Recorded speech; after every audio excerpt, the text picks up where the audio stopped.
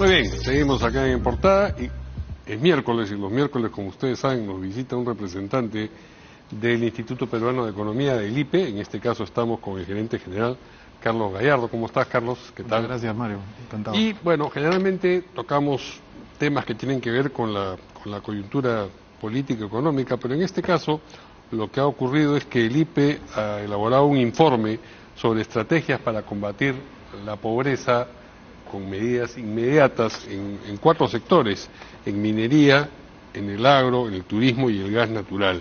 Entonces, es sobre eso que nos va a ilustrar esta noche Carlos. Correcto, Mario. Mira, yo creo que sin dejar de insistir en estas grandes reformas que necesita el país para poder impulsar tasas de crecimiento mayores, ¿no? Y que podamos recuperar más pronto los niveles de pobreza, lamentablemente eso nos puede tomar mucho tiempo, ¿no? Estas reformas estructurales en el plazo más inmediato, creo que hay cosas interesantes que hacer en estos 4 sectores que has mencionado. En el caso de la minería, ya antes te había comentado cómo, digamos, hay una oportunidad en impulsar la cartera vigente de proyectos y cómo eso puede permitirnos recuperar este ritmo de caída en la pobreza que se observó del 2007 al 2019, cuando hubo un periodo alto de inversión en el sector minero. Los proyectos más grandes se hicieron viables en esa época.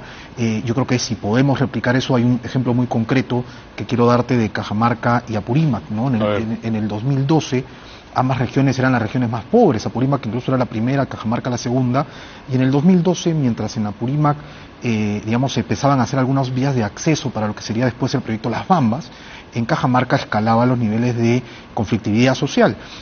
12 años después, en Cajamarca hay una reducción de la producción de oro del 65%, ¿no? Y es la región más pobre. Y en Apurímac, felizmente, ha habido ya con Las Bambas operando una reducción importante de la pobreza por debajo del nivel nacional. Está en el puesto 16 ya de las regiones con niveles de pobreza. Entonces, creo que, digamos, hay una correlación interesante que observar, que analizar.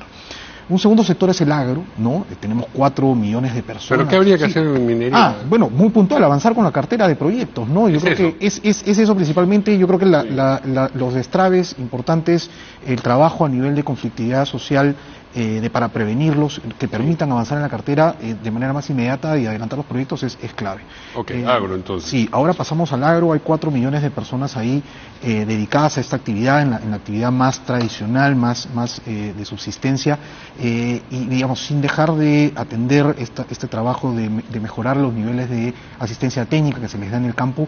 Yo creo que hay que seguir impulsando y darles luz a los proyectos de irrigación que permitirían ampliar las fronteras agrícolas en diversas zonas del país. Está Chinecas, Majesihuas y Chavimochic, que, digamos, permitirían un segundo boom de la agroexportación que permita también absorber esta mano de obra. Creo que eso es inmediato. El agro cayó 4% el año pasado, la agroindustria cayó 2% por el volumen. Eso se puede recuperar por primera vez. Inmediato. Es lo que debería ocurrir si impulsamos los proyectos de irrigación. Algunos están en manera más inmediata que otros, ¿no?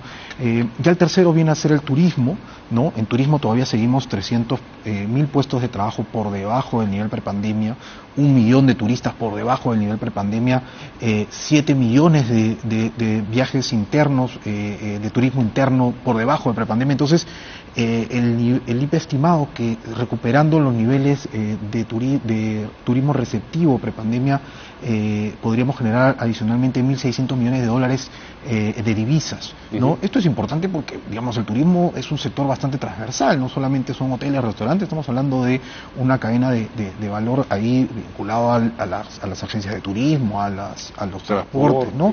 Entonces, el año pasado, en el noviembre del 16, se comprometió el Ejecutivo a recuperar las cifras de turismo prepandemia este año. Y creo que estamos un poquito rezagados en ese trabajo. Que a fin de año se hayan recuperado. Yo creo que no vamos a llegar. ¿Qué se está dejando de hacer y se tendría que hacer? Nosotros vimos una actividad importante en PromPerú, ¿no? Porque hay que reposicionar la marca Perú en el extranjero.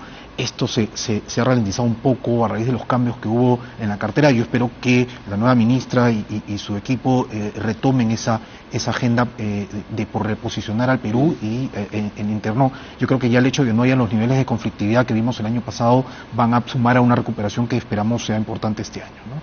Y ya lo último es el gas. Mario, mira, uno puede, digamos, impulsar una reducción de la pobreza pobreza, mejorando los ingresos de las personas, pero también permitiéndoles ahorrar más, ¿no? Y hay una agenda pendiente en la masificación del gas natural en los hogares. Es cierto, hay 2 millones de hogares con gas, pero 8 de cada 10 hogares está en Lima, y en las regiones 7 de cada 10 recibe el gas a través de un transporte que hemos llamado virtual, ¿no? Que no es otra cosa que camiones, ¿no? Y entonces no tiene sentido, eleva los costos, no les permite acceder a un costo competitivo. Y hoy en el Congreso hay un proyecto de ley que ya está desde el 2022 ahí, que habla de una tarifa nivelada que permitiría, digamos, que estos hogares en regiones reciban una tarifa más competitiva, en la medida que vamos pensando en cómo llevamos el gas a través de ductos, que nos puede tomar un poco más de tiempo, pero que se puede avanzar. Hoy hay diversos proyectos que hablan de la posibilidad de ampliar los ductos y que lleguen a más regiones en el país. Creo que eso es una tarea pendiente, deberíamos impulsar esa agenda. ¿Han hecho, ustedes dicen, medidas inmediatas para crecer económicamente y en consecuencia reducir la pobreza? Sí. ¿Qué cosa podría ocurrir, por ejemplo, en el lapso de un año?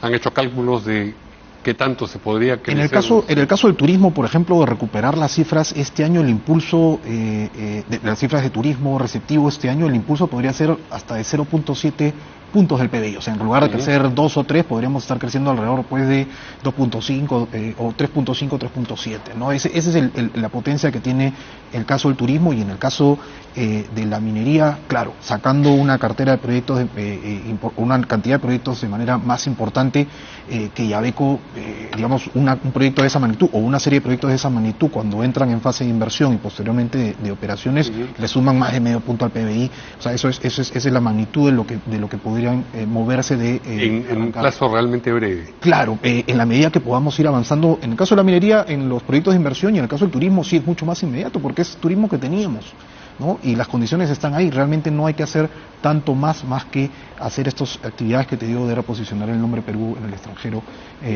internamente también. El nuevo cálculo de crecimiento o proyección de crecimiento que ha hecho el BCR para este año, creo que está en 3.1. Ustedes también han corregido al alza. Sí, definitivamente. ¿Tiene que ver con esto o esto es independiente? Esto es independiente, porque esto las cosas que te hablo es agregarle a eso.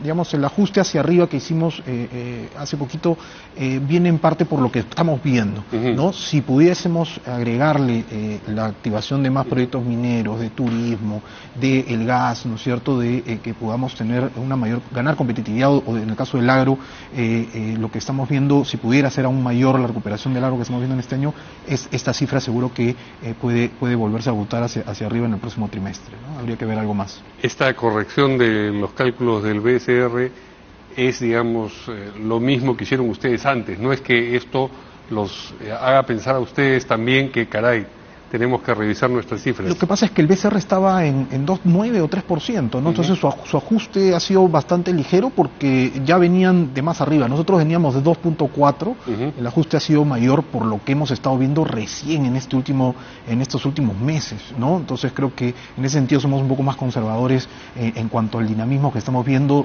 Hay una discusión acerca de que es solo un rebote, ¿no es cierto?, a partir de los fenómenos climatológicos, en fin. Entonces, hemos sido un poco más conservadores en esa estimación. El ajuste del Banco Central ha sido de 0.2 o algo muy cercano. Claro, pero como decía, habla de porcentajes y ya eran más altos que los de ustedes. Ya eran por encima, igual que los del MEF, que estaban alrededor del 3%, ¿no? Entonces, claro, probablemente el MEF, cuando ajuste en alguno, va a ser también bastante ligero, ¿no? Yo no creo que tanto más. Al menos con lo que estamos viendo hasta ahora. Muy bien, pues ojalá que escuchen quienes tendrían que escuchar este tipo de exhortaciones a actuar sobre esos 4 sectores que podrían traducirse en una reducción, en un crecimiento económico y en una reducción de la pobreza en el plazo relativamente breve. Muchas gracias a Carlos Gallardo, gerente general del IPE, por habernos acompañado aquí en Portada. Nos vamos, se quedan con Angélica Valdés y primero a las 8. Buenas noches.